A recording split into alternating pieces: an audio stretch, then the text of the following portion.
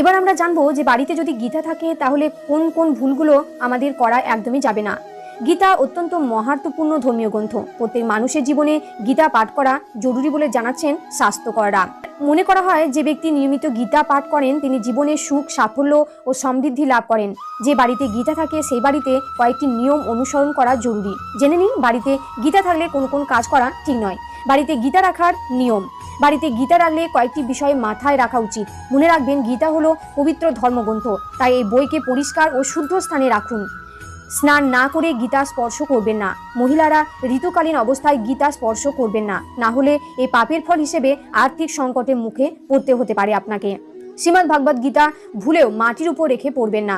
গীতা পাঠ করার জন্য পুজোর চৌকি বা বই পড়ার কাঠের স্ট্যান্ড ব্যবহার করুন। পড়া হয়ে গেলে গীতা লাল কাপড়ে মুড়ে রেখে দিন। নিজের আসনে বসে গীতা পাঠ করুন, অন্য কারোর আসনে বসে গীতা পাঠ করুন।